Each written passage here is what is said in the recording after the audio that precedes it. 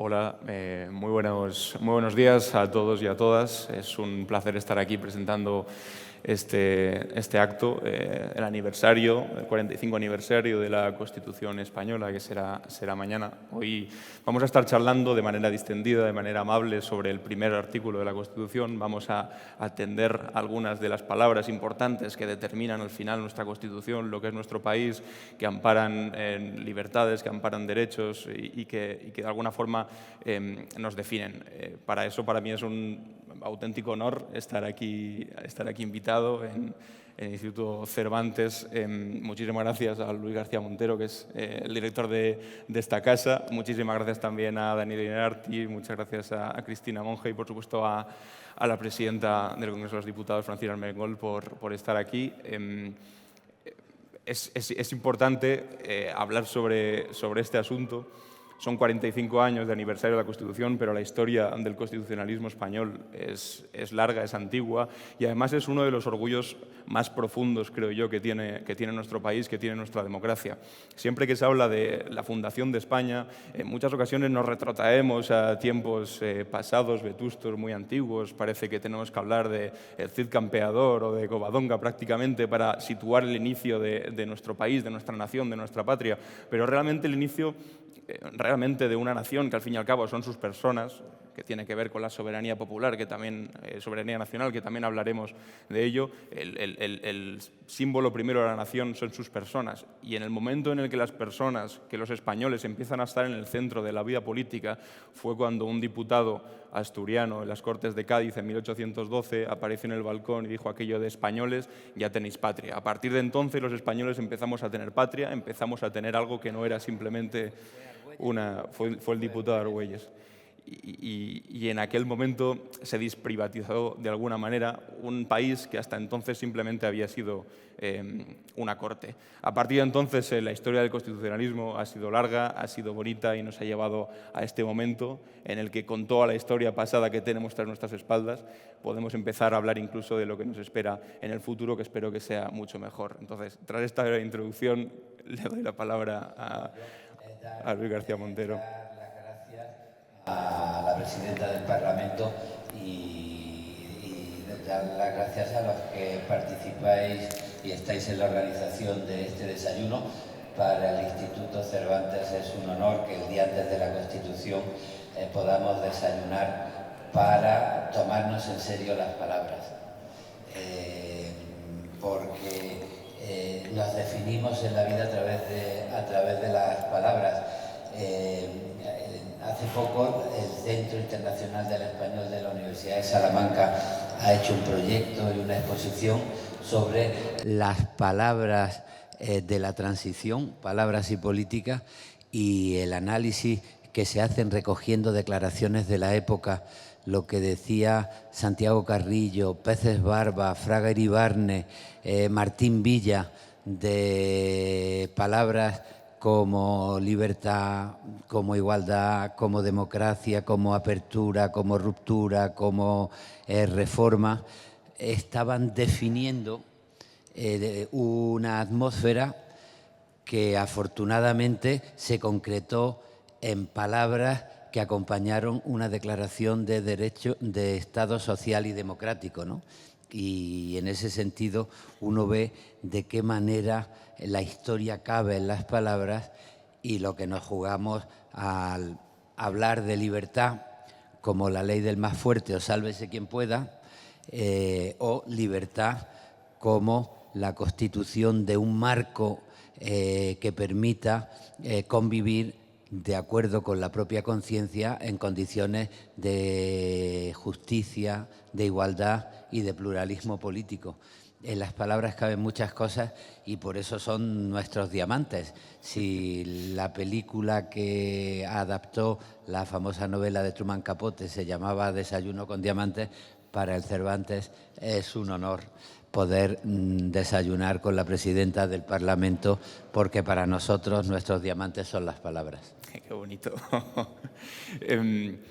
Y es importante, además, porque las palabras evidentemente nos definen, nos explican, pero las palabras también son forman parte de una disputa constante, porque el significado de las palabras nunca está fijo. Una palabra puede querer decir una cosa hace 200 años y puede querer decir otra cosa ahora. Entonces, es importante que hagamos una defensa constante del significado de las palabras en el sentido que originalmente defendían, porque si no, después podemos acceder a perversiones de las palabras por las cuales libertad puede ser libertad para las peores cosas, o la igualdad puede quedar simplemente en una especie de dibujo en la que queda garantizada una igualdad que nunca acaba de cumplirse porque no tiene las condiciones materiales para cumplirse. Las palabras forman parte también de una disputa constante y hay que explicarlas, hay que mimarlas constantemente, hay que quererlas y sobre todo hay que organizar cosas como esta para hablar sobre ellas y volver a poner puntos sobre esas palabras y explicar qué quieren decir. Fíjate que desde hace mucho tiempo la filología ha estudiado la importancia de las palabras a la hora de definir situaciones y cómo, por ejemplo, todo el totalitarismo de los años 20, sobre todo en torno a la figura de Hitler, pues se basó a la hora de apropiarse de palabras como nación, como identidad. Yo, siendo muy... palabras incluso como España, que parece que algunos se apropian de la propia palabra de España. Y como España y como patria, todos, evidentemente. Que puede ser un compromiso con la comunidad y la convivencia o puede ser una invitación al odio para hacerte patriota a través de echar de tu patria a los demás, ¿no? Todo eso, yo recuerdo hace muchos años, fíjate, en el año 78, una conferencia de Julio Cortázar hablando de lo que había sido el proceso dictatorial de Videla y de Argentina, y él decía, la manipulación de las palabras viene de lejos, ya la hizo Hitler en la Alemania nazi, pero es que ahora es tremendo porque entonces no había televisión y ahora hay televisión. Y yo cuando releía la conferencia de Julio Cortázar, que tuve la suerte de ver hace muchos años aquí en Madrid, decía, pues si don Julio supiera lo que son las redes sociales, lo de la televisión le iba a parecer una broma, ¿no? Nos jugamos mucho intentando mantener... te pongo un ejemplo que también a mí me afecta personalmente. Por ejemplo, un titular de periódico puede decir han muerto 30 náufragos en las costas de Andalucía o decir se han ahogado 30 ilegales en las costas de Andalucía. La noticia está utilizando una palabra o bien como náufrago, y en las leyes del mar todo el mundo tiene derecho a la solidaridad y al amparo, o al decir ilegal parece que estás diciendo que es cosa suya y que el problema no nos afecta y acabas quitándole la identidad humana, ¿no? ¿Hasta qué punto las palabras son importantes? Fundamental. Oye, pues muchísimas gracias por esta introducción tan interesante. Y voy a pedir a Daniel Inart y a Cristina Monge que suban y que continuemos con... Venga, muchas gracias, de verdad. Gracias, presidenta. Un placer.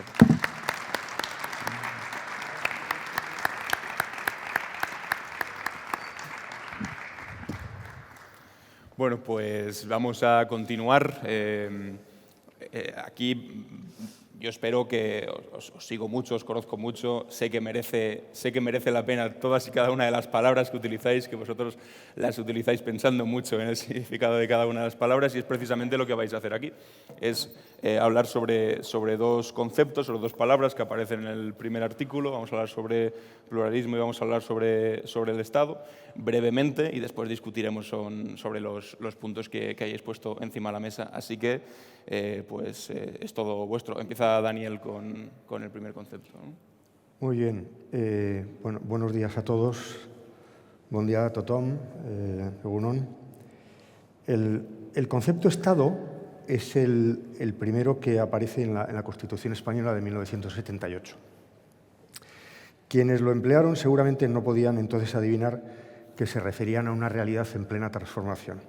Estamos hablando de 1978. En la línea del pensamiento político clásico y de la etimología de los conceptos, pensarían que estaban apelando, como dice la palabra Estado, a algo estático, estable. Pero, de hecho, no ha habido nada más cambiante que él. No imaginaron que algo que parecía sólido y revestido de un prestigio incuestionado iba a entrar pronto en una serie de pruebas de resistencia, tanto en su formato interno como en relación con Europa y en el mundo global. Comencemos por la transformación interior del Estado. La tradicional contraposición entre Estado y sociedad se manifestó muy pronto como políticamente inservible. Su verticalidad y centralismo, aunque solo fuera por defecto, un sesgo que ha tratado de hacerse valer incluso en el Estado autonómico, fue pronto desafiado tanto por el asalto neoliberal como por la propia reestructuración de un Estado compuesto en el que se revelaron muy pronto las tensiones que no eran resueltas con la indefinición del título octavo. Mientras que la desregulación neoliberal ha sido en buena medida desacreditada por el nuevo momento socialdemócrata en el que vivimos, esa es mi opinión, entre otras cosas como resultado de la pandemia, la construcción de un verdadero Estado policéntrico sigue siendo una tarea pendiente. En esta dimensión, Estado es un término que ya no remite a nada estable, indiscutible o definitivo, sino que designa una tarea y un debate, una forma de organización de la sociedad política que requiere el consentimiento de la ciudadanía y que no tiene otro procedimiento de legitimación, que debe ser pensado menos en términos de soberanía nacional y más como soberanía popular. Nuestro gran desafío a este respecto sigue siendo cómo articular el consentimiento cívico en unas circunstancias completamente distintas de las de 1978. Hemos de pasar de una distribución del poder territorial concebida como asignación de competencias administrativas a una concepción del poder como reconocimiento y pacto, algo que es incompatible con la vieja idea de transferencia, de radialidad, de subordinación, de supremacía. Los llamamientos a la unidad, suavizados en los discursos oficiales con la apelación a la diversidad, no son más que fórmulas rituales que parecen no haber tomado en consideración el creciente pluralismo de la sociedad. Todo lo que se produzca actualmente en términos de unidad no se hará más que a través del reconocimiento de la diferencia. Y cuando hablo de respeto al pluralismo me refiero tanto al conjunto del Estado como al que existe dentro de cada una de sus comunidades. El otro factor que ha desestabilizado lo que se pretendía un Estado soberano es inicialmente exógeno, la integración europea y la globalización. Los actuales entornos de interdependencia, de condicionamiento recíproco y soberanías compartidas no eran previsibles a finales de los años 70. La entrada del Estado español en Europa se produce en 1982 y coincide en el tiempo con la intensificación de ese fenómeno que denominamos globalización. Desde entonces se ha hecho más evidente que los Estados, aisladamente considerados, se ven sobrepasados por bienes públicos interdependientes que no son capaces de salvaguardar y por los riesgos compartidos que no respetan las delimitaciones de la soberanía. Fenómenos como la inestabilidad económica, la salud pública global o la crisis climática están obligando a que numerosas materias de decisión se desacoplen del espacio de la responsabilidad estatal. Las instituciones globales tratan precisamente de corregir esta nueva incongruencia entre los espacios sociales y los espacios políticos. Nuestra participación en esas instituciones implica, de hecho, una aceptación de las nuevas reglas del juego de la soberanía compartida, de lo cual ya nos hemos acostumbrado en el espacio europeo, básicamente. Esta superación de la vieja autarquía es todavía más evidente en la Unión Europea. A diferencia de las instituciones internacionales, la Unión Europea no deriva toda su legitimidad de los Estados miembros, sino de una propiedad emergente en la que ha ido surgiendo una comunidad singular de destino e intereses con su propia lógica, sin configurar un demos en sentido estricto. Cuando se dice que los Estados han pasado de ser naciones-estados a Estados miembros, se está aludiendo precisamente a esta transformación. Es cierto que la Unión Europea surgió para crear un marco de acción gracias al cual los Estados europeos pudieran hacer frente a las exigencias de una economía globalizada.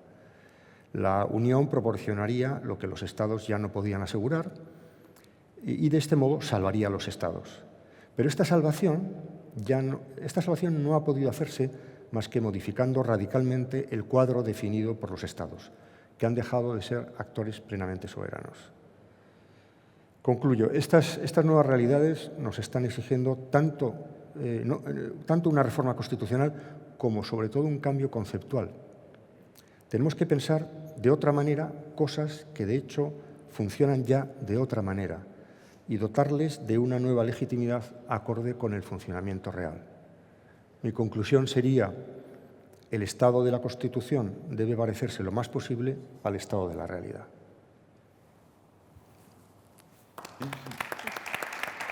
Muchísimas gracias. Y a continuación, Cristina Monge, con el concepto de pluralidad. De pluralismo. Muchísimas gracias, Alan. Gracias, presidenta. Gracias, Luis, amigo, director del Instituto Cervantes. Gracias, amigo Daniel, por esa introducción. La verdad es que es un lujo tener un Instituto Cervantes que se dedica a convocarnos para reflexionar sobre el valor de las palabras en un momento de celebración de la Constitución. Entiendo que esto implica una concepción en la que se tiene claro que el diccionario es un campo de batalla, como lo ha sido siempre. Quien define las palabras tiene gran parte del poder y, por lo tanto, haremos muy bien, siendo conscientes de ello e intentando entender lo que eso supone y lo que hoy nos jugamos en eso. Me proponían que diera unas ideas acerca de la noción de pluralismo y me parece absolutamente relevante a día de hoy. Primero, consciente de que ese diccionario es un campo de batalla y, en segundo lugar, también reivindicando lo que se hacía al principio, el valor de las palabras. Pluralismo no es cualquier cosa, pluralismo no es un lugar común en el cual acompañar los discursos, pluralismo no es diversidad, puesto que implica algo más que la diversidad. La diversidad hace alusión a la idea de diferencia, de respeto, sin más. El pluralismo implica intercambio, el pluralismo implica disenso, el pluralismo implica reconocer el valor de lo que el otro dice para ver cómo se negocia con eso. Por lo tanto, estamos ante un concepto que efectivamente recoge nuestra Constitución y que nos obliga a una forma de entender la democracia. Las democracias habitualmente hablan de pluralismo porque parten de la constatación de que las sociedades son plurales, sino qué necesidad habría de organizar el sistema político en torno a esa idea de pluralismo. Las sociedades son plurales y, por lo tanto, la idea de pluralismo recoge eso para proyectarlo en el campo político. Cuando hablamos de pluralismo no estamos hablando ni de democracias liberales, ni de corrientes de pensamiento democráticas radicales, no estamos hablando de nada de todo eso. El pluralismo no es eso, pero no se opone a nada de eso, no es contradictoria a nada de eso. A lo que sí se opone frontalmente la idea de pluralismo es a cuestiones como el elitismo o como el populismo. Es decir, como la división de la sociedad en dos, las élites contra el pueblo, entendiendo que las élites son homogéneas entre sí y que el pueblo también es homogéneo entre sí. Y, por lo tanto, estamos hablando de dos sectores, de dos conjuntos que no tienen pluralismo interno, pero que diferencian a la sociedad. Eso es a lo que se opone la idea de pluralismo y, por lo tanto, es capaz de recoger muy bien momentos sociales como los que Daniel describía y como los que estamos viviendo. Las politólogas y los politólogos parece que tenemos la obligación, cuando acudimos a conceptos, de ir a consultar lo que el diccionario de Bobbio nos dice, ¿no? Aunque luego sea para discutirlo y para machacarlo, pero tenemos obligación de ir a Bobbio. Entonces, yo he ido a Bobbio a ver qué decía en su diccionario de política de pluralismo y dice: es la concepción que propone como modelo una sociedad compuesta por muchos grupos o centros de poder, aún en conflicto entre ellos, dejadme que subraye la palabra conflicto, por lo que luego comentaré, a los cuales se les ha asignado la función de limitar, controlar, contrastar e incluso de eliminar el centro de poder dominante históricamente identificado con el Estado. El pluralismo es mucho más que la diversidad de partidos políticos, es muchísimo más que la diversidad de visiones. El pluralismo es la constatación de que tenemos diferencias en conflicto y que la democracia consiste precisamente en la gestión y la organización de esas diferencias en conflicto. Es así de sencillo. Por lo tanto, es consustancial absolutamente a la idea de democracia. El pluralismo lo encontramos definiendo la calidad democrática en autores como Dahl y su concierto de poliarquía o en otro tipo de pensadores que han hecho de ellos el centro de los niveles de calidad democrática. Cuanto más pluralista es una sociedad y un sistema político, mayor nivel de calidad democrática se le puede suponer. Incluso hoy, cuando pensamos, ¿verdad, Daniel?, la manida idea de la crisis de la democracia, llevamos muchos años, bueno, llevamos toda la vida, ¿no?, pensando en la crisis de la democracia, todos llevan toda la vida pensando en la crisis de la democracia. El profesor Sánchez Cuenca publicaba hace un par de años, creo que recordar, o 3, un libro sobre la crisis de la democracia entendida como la crisis del pluralismo, entendido como la crisis de los órganos de intermediación de las democracias. Por lo tanto, la crisis de la democracia, si es que existe tal cosa, no sería ni la crisis de las instituciones, ni la crisis de los partidos a los que habitualmente les damos esa responsabilidad, sino que iría mucho más allá. Sería la crisis de todo eso y además de esos órganos de intermediación de las democracias, de los medios de comunicación, de las organizaciones sindicales y empresariales, que veo aquí a representantes, de ese enorme tejido que se llama la sociedad civil, etcétera, etcétera. Por lo tanto, la idea de pluralismo va más allá, Presidenta, va más allá del Congreso, va más allá del Senado. Se puede quedar tranquila que no solamente es responsabilidad suya, sino que atañe al conjunto de la sociedad. ¿Cómo lo recoge nuestra Constitución? Porque estamos aquí celebrando la idea de Constitución. Pues efectivamente, como ya se ha dicho, la Constitución española en su artículo 1.1 dice que el pluralismo político es uno de los valores superiores de su ordenamiento jurídico junto a los ya conocidos de libertad, justicia y la igualdad. Pero luego continúa y en su artículo 6 dice: los partidos políticos expresan el pluralismo político, concurren a la formación y manifestación de la voluntad popular y son instrumento fundamental para la participación política. Su creación y el ejercicio de su actividad son libres dentro del respeto a la Constitución y a la ley. Su estructura interna y funcionamiento deberán ser democráticos. Se trata, como se puede observar, de una concepción más bien estrecha de la idea de pluralismo. El pluralismo no solamente atañe a los partidos políticos, sino que va mucho más allá. Pero aunque así fuera, esa idea de pluralismo asociada en la Constitución a los partidos políticos nos obliga a exigirles el máximo nivel de calidad democrática tanto en su forma de funcionamiento interna como en su proyección a la sociedad. Y eso implica que si los partidos políticos, según la Constitución, son los garantes de ese pluralismo, tienen no solamente que reconocer la diversidad y las diferencias de posiciones ideológicas, porque entonces estaríamos hablando de diversidad, no estaríamos hablando de pluralismo, tienen la obligación de reconocer la legitimidad del otro, poner en valor sus argumentos y entrar en relación tanto para cuestionarlos como para aceptarlos. Algo que a día de hoy no ocurre en todos los partidos políticos ni en todos los líderes políticos.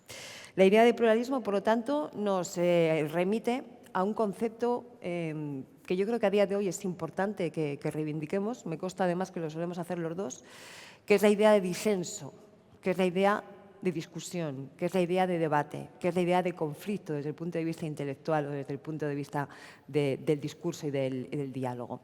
Vivimos momentos en los que los politólogos, que nos equivocamos muy a menudo, las politólogas también, de vez en cuando echamos a rodar conceptos al debate público como el de polarización, probablemente sin explicarlos bien, probablemente despojándolos de su concepción como tal, ¿no? de su literalidad, y al final en el seno del debate público se acaban convirtiendo en cosas que no son, ¿no?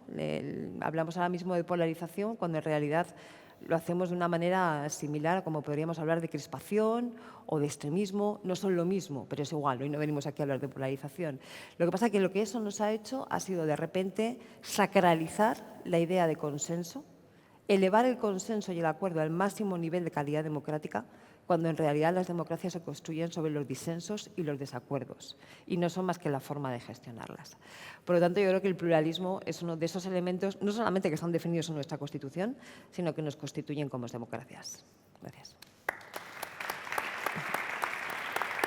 Muchísimas gracias, Cristina. Muy interesante. Me ha parecido muy interesante lo que habéis contado los dos. Y vamos a empezar por el final.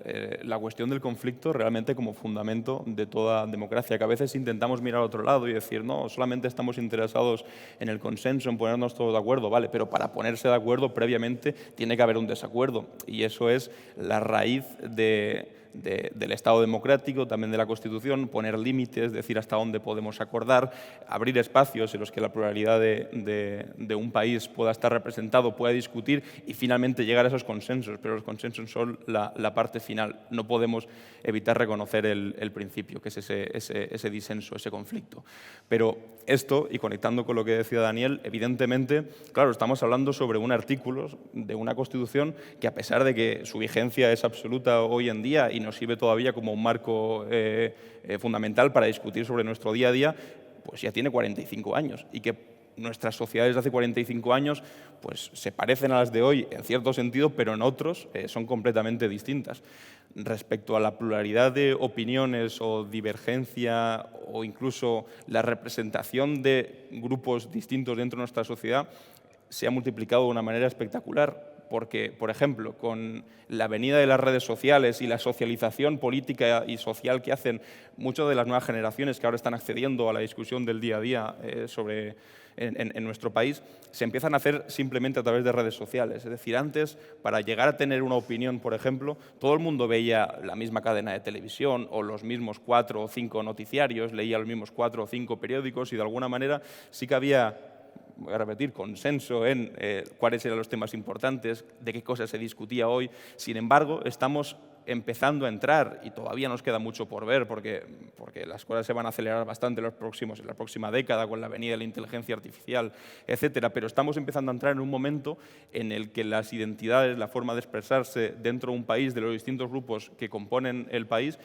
pues están como muy alejadas entre ellas porque se construyen en burbujas completamente diferenciadas unas de las otras. Cada persona seguramente tiene la posibilidad de entrar en una red social y solamente seguir a la persona que tenga una opinión clavada a la que tiene él. Y eso hace que las opiniones diverjan todavía más, que no haya puntos de encuentro. Por eso precisamente creo que es tan importante hablar de pluralismo hoy en día, pero de entenderlo de verdad. Entonces, Cristina, y también intervienes aquí, Daniel, ¿cómo adaptamos ese pluralismo que hasta ahora había sido difícil y que muchas veces lo habíamos ignorado a una realidad mucho más cambiante en la que los distintos grupos que tienen que ponerse de acuerdo todavía son mucho más heterogéneos, diversos y pequeños, minúsculos, vamos, se han atomizado completamente?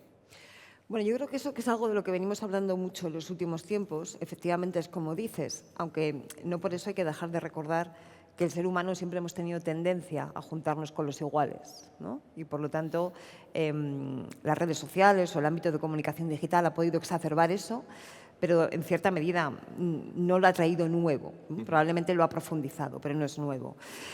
A mí lo que me preocupa no es tanto que vivamos en esas burbujas de confort, que también, pero sobre todo lo que me preocupa es que hayamos sido capaces de eliminar a los conectores entre burbujas. Que eso es lo que hablamos cuando hablamos de la crisis de los órganos de intermediación. Esos órganos de intermediación muchas veces lo que hacían era conectarnos a espacios muy diferentes entre ellos, ¿no?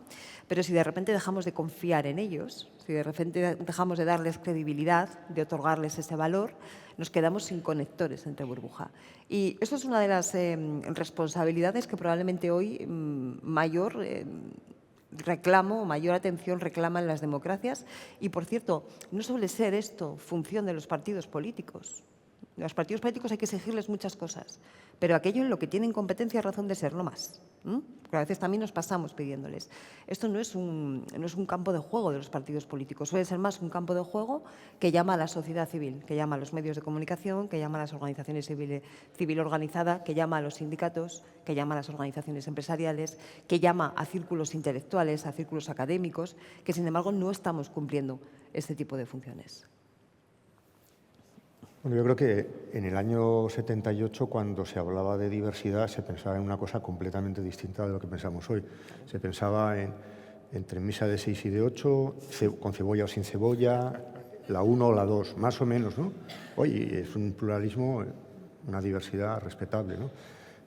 Yo creo que nadie pensaba, yo el primero, que entonces era muy joven, más todavía que ahora, nadie pensaba la radicalización del pluralismo que iba a haber, o sea, que se iban a fragmentar muchísimas más cosas, ¿no? Y eso yo creo que no lo vivimos como un desastre, sino como una riqueza, o simplemente como la realidad en la que estamos, ¿no? Siempre cito mucho este cuento de Bertolt Brecht, en el que un gobierno estaba muy desanimado con el pueblo que le había tocado en suerte y deliberaba acerca de cómo disolverlo para elegir otro, ¿no? Pues esto es lo que hay, ¿no? Y además encima es que es positivo, ¿no? Y dentro de eso, claro, la manera de pensar el pluralismo, lo decía Cristina muy bien, a veces se utiliza la palabra diversidad, que es una manera como muy casposa de entender, pues eso, una variación banal y pequeñísima, ligerísima, entre un marco de juego perfectamente rígido, ¿no? Eso ha saltado por los aires hace ya mucho tiempo. Y cuanto antes nos demos cuenta, mejor. Y eso nos obliga a lo que alguna vez yo llamé pluralismo trágico. Es decir, realmente hay cosas, a dos cosas nos obliga. A entender el pluralismo como algo trágico en el cual realmente hay cosas que no son perfectamente compatibles. De hecho, la propia Constitución, las propias sentencias del Tribunal Constitucional, cuando establecen que que la Constitución española no es una Constitución militante, están diciendo esto con unas palabras mucho más precisas y jurídicas, ¿no? Es decir, hay gente que no encaja perfectamente. O sea, también tenemos una distinción banal entre reglas de juego que todos aceptamos y diversidad en el interior. Bueno, es que hay gente que cuestiona también cierta parte de las reglas del juego. En España hay republicanos, en España hay independentistas y otras cosas, ¿no? Pero tenemos que convivir. ¿Qué hacemos con eso, no? Y luego la otra cosa es que yo pensando estos días, desde que me dio Luis este encargo de darle vueltas a este asunto del artículo 1, pensaba, es que todos los términos que aparecen en el artículo 1 son sometidos a una enorme variedad de interpretaciones. La palabra libertad, por ejemplo, que creo que es bueno, no aparece ahí, pero están en muchos textos, la palabra libertad designa cosas completamente distintas, no un poco distintas según la derecha y la izquierda, ¿no? O la palabra nación. Y yo creo que uno de los problemas que tenemos hoy en términos de convivencia, lo voy a decir de una manera muy provocativa, pero yo creo que no se molestará a nadie. Yo creo que la izquierda tiene una tendencia a pensar que ella es moralmente superior y que la derecha no tiene ninguna idea de justicia, ningún principio de justicia. Y la derecha tiende a pensar que monopoliza la idea de nación.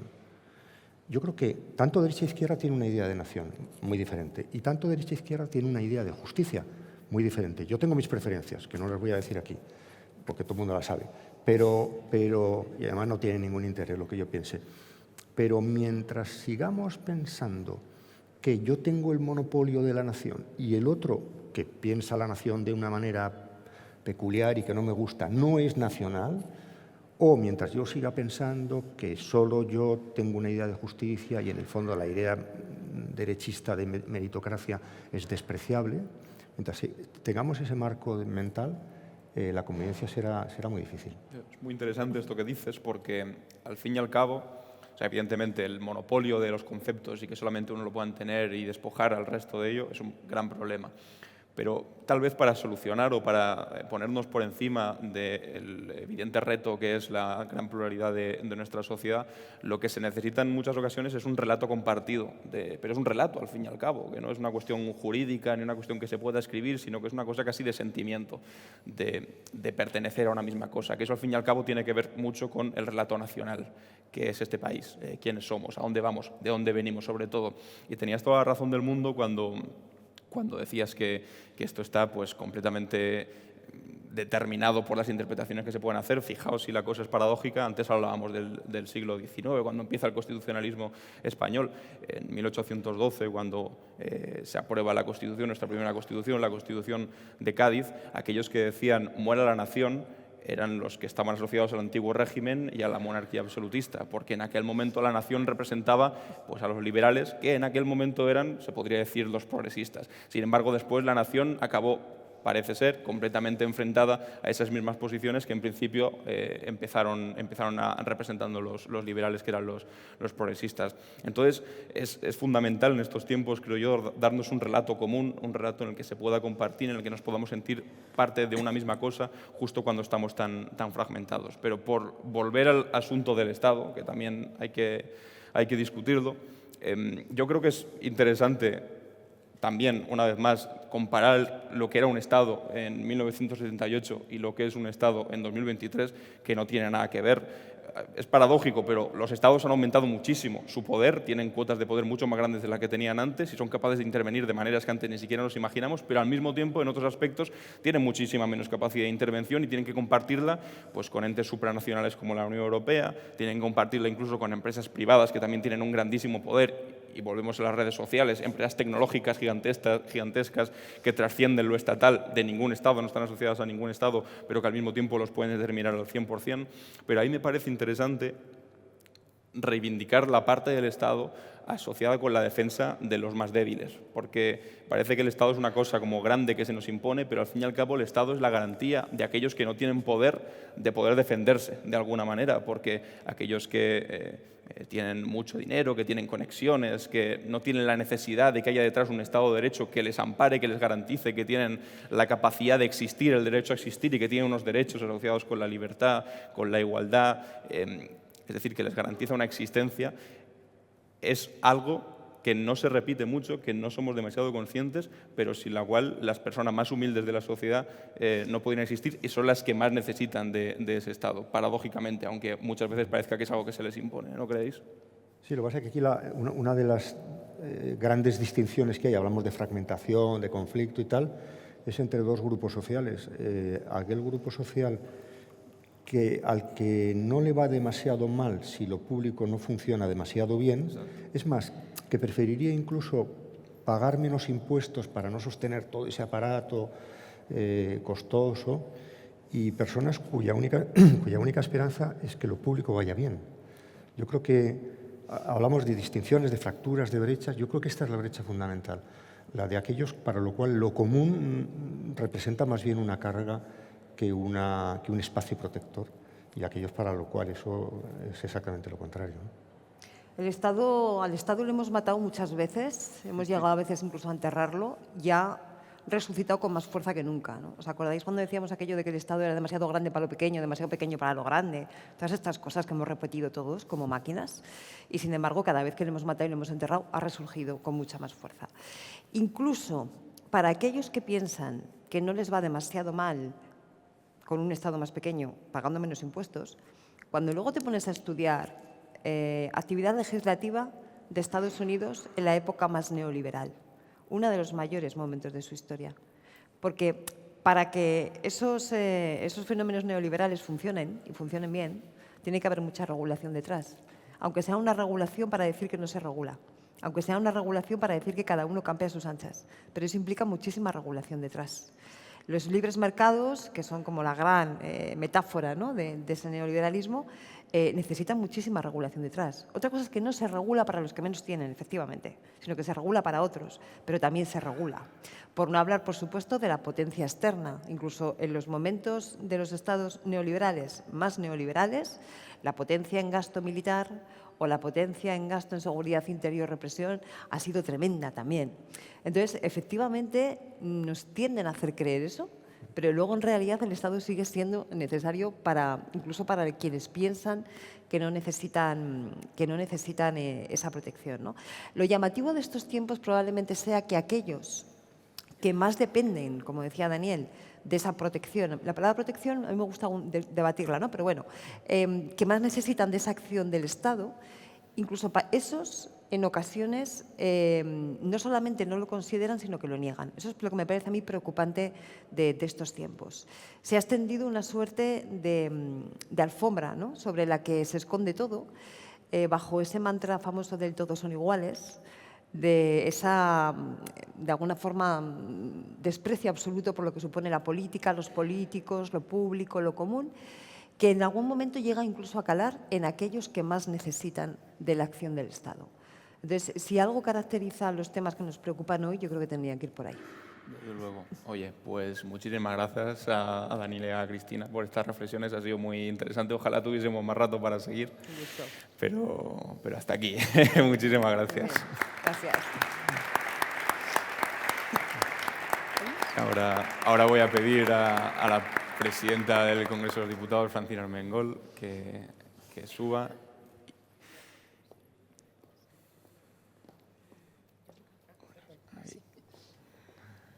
¿Qué tal?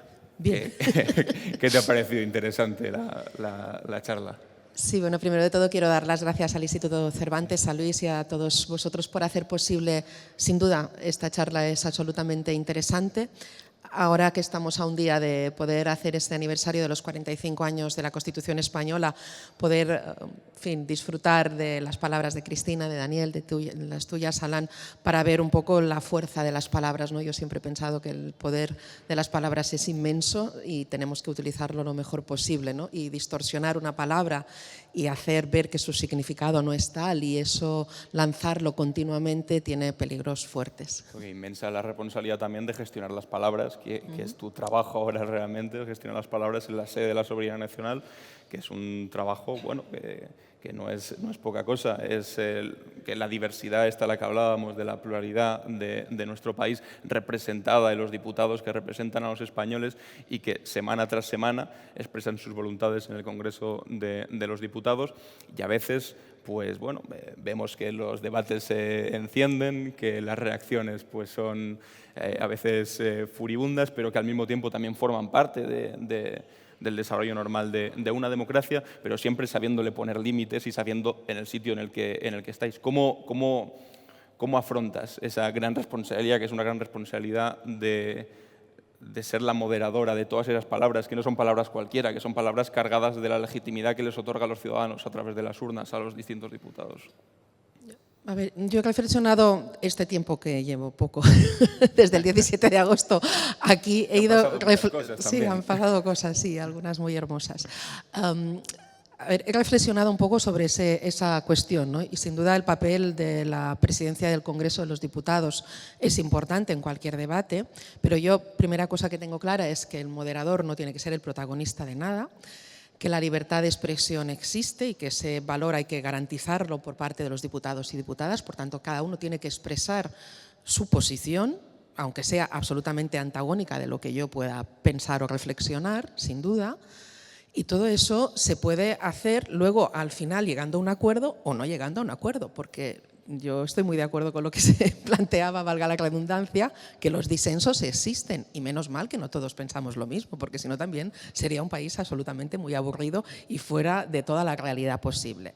Ahora bien, dicho esto, las cosas se pueden hacer con educación. Y eso no, una cosa no priva de la otra. Entonces yo creo que se puede decir de todo, contundentemente, vehementemente, pero desde la educación y el respeto. Pierdes la razón cuando pierdes el respeto al otro, cuando usas el insulto. Y a mí, luego, en fin, eso es una valoración personal que tal vez no tendría que hacer. Creo que tener que recurrir al insulto es que tu fuerza de tu argumento es muy pobre. Si el argumento es fuerte, no necesitas insultar al otro. Es fuerte tu argumento, defiende tu argumento, con toda la potencialidad del mundo, pero sin insultar y sin crispar.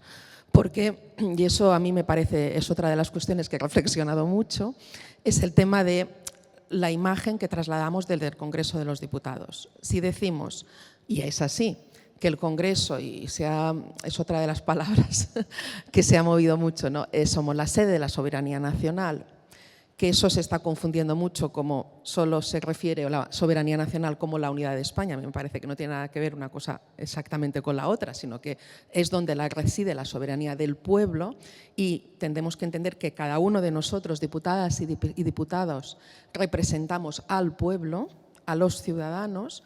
Esa responsabilidad es la que tendría que guiarnos en nuestros hechos.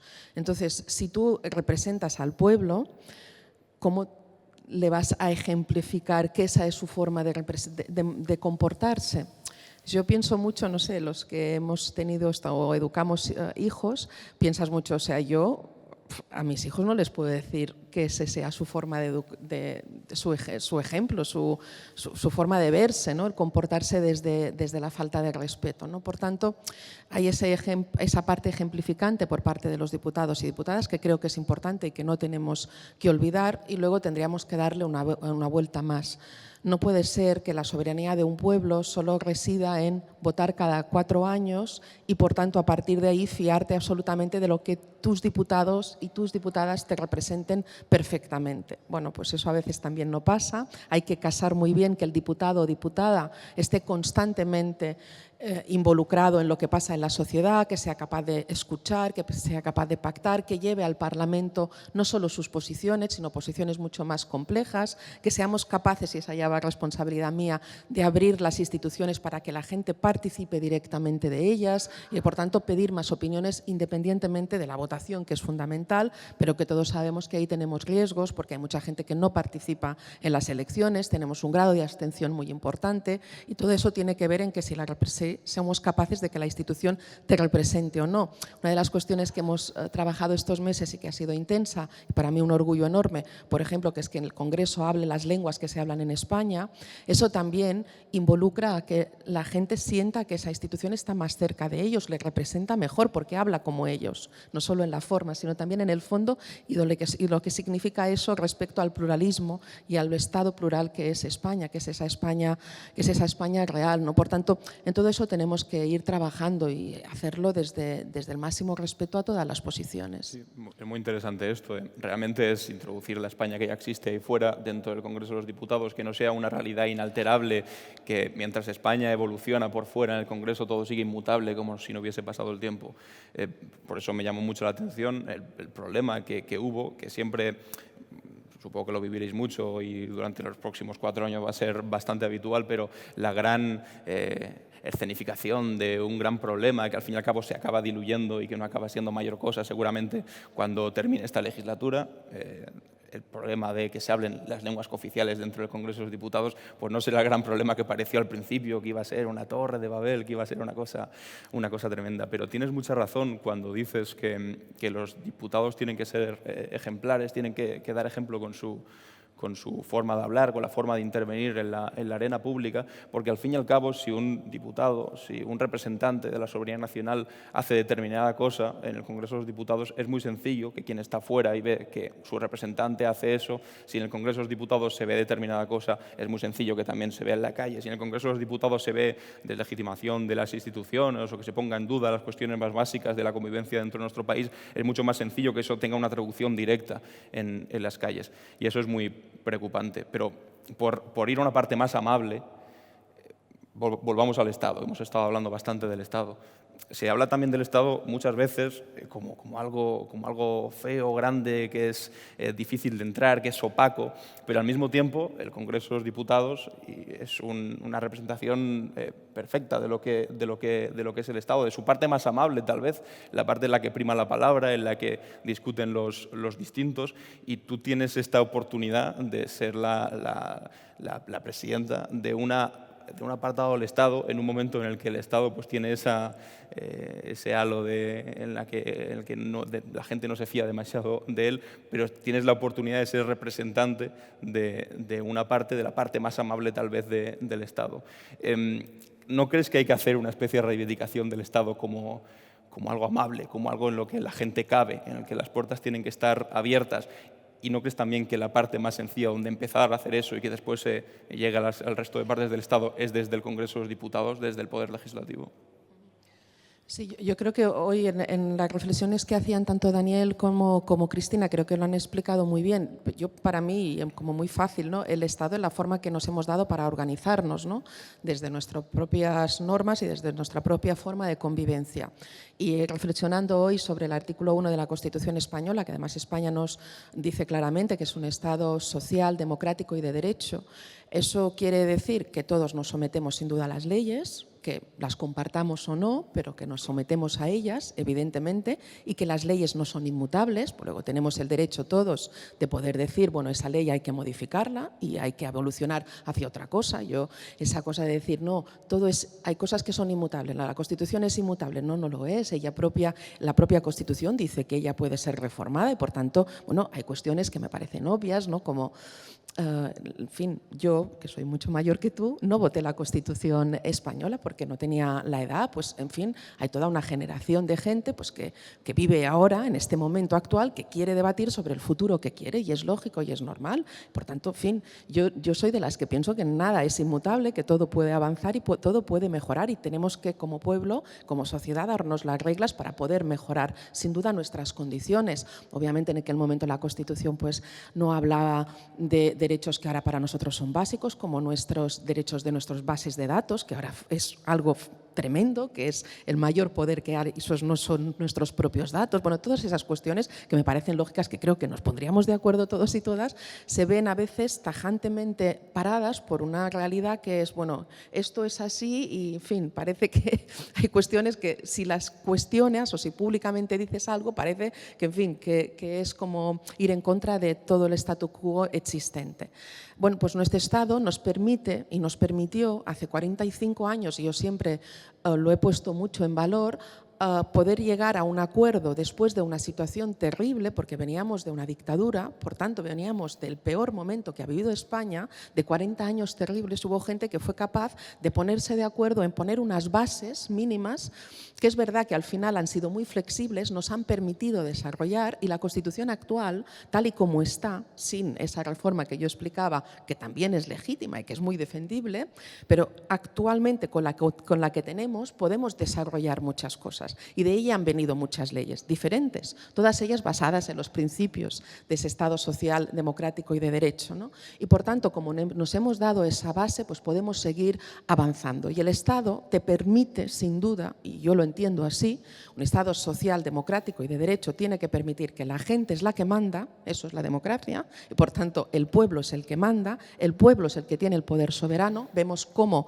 podemos hacer que ese pueblo sea el que mande en cada momento, que es social, por tanto quiere decir que tenemos que garantizarnos de los servicios públicos que otorguen que cualquier persona nazca en la casa que nazca tenga las mismas oportunidades, porque esta es la diferencia de base que tenemos en nuestro mundo, que según donde te toca nacer tienes unas posibilidades o tienes otra, independientemente de tus propias capacidades, vas ligado a tu cuna y esa es la realidad. Por tanto, dotarnos de esos servicios públicos es algo absolutamente fundamental y el derecho, que son las normas que nos permiten la convivencia a todos y a todas. Eso nos permite un campo muy largo por recorrer sin ninguna duda y para mí, claro que sí, que el cómo te organizas es algo amable y es algo que tienes que decidir entre todos y todas. Y digo, creo que era Daniel que lo apuntillaba, eso se mantiene con base a los impuestos, que también dice la Constitución que tiene que ser progresivo. Por tanto, paga más quien más tiene, para garantizar que el que nace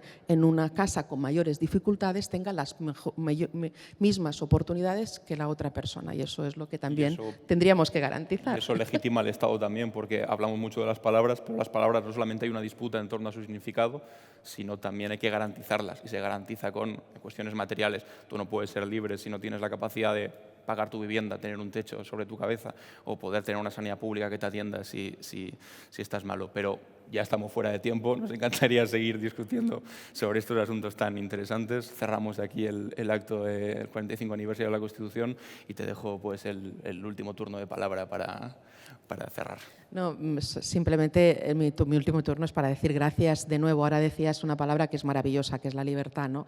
Y la libertad sí que es una palabra que no tendríamos que pervertir. Es una de las cuestiones que a mí más me duele, ¿no? A veces en el ambiente público, ¿no? Cuando recordamos precisamente, y creo que era Luis que lo hacía, ¿no? El cómo se fraguó esta Constitución y cómo se gritaba en las calles libertad, alguna cosa más, libertad. Y entendemos lo que significa eso, yo creo que lo entendemos perfectamente. La libertad es lo que nos puede garantizar igualdad de oportunidades a todas y a todas. No seremos libres en una educación pública adecuada, no seremos libres sin un sistema sanitario adecuado, no seremos libres sin un sistema social adecuado, no somos libres si no tenemos acceso a la cultura y al conocimiento. Y acabo con eso, cultura y conocimiento que también nos posibilita muchísimo el Instituto Cervantes. Y acabo por darle las gracias y la enhorabuena a esta magnífica institución que además está magníficamente dirigida y que nos posibilita espacios como ese. Estos espacios del debate tranquilo, sosegado, de la opinión compartida o no, pero de la posibilidad de escucharnos, de mirarnos a la cara y de poder hablarnos mutuamente, creo que son espacios absolutamente necesarios en nuestra sociedad. Por tanto, gracias Luis, gracias Cristina, gracias Daniel y gracias Alan por hacer posible este momento maravilloso. Muchas gracias.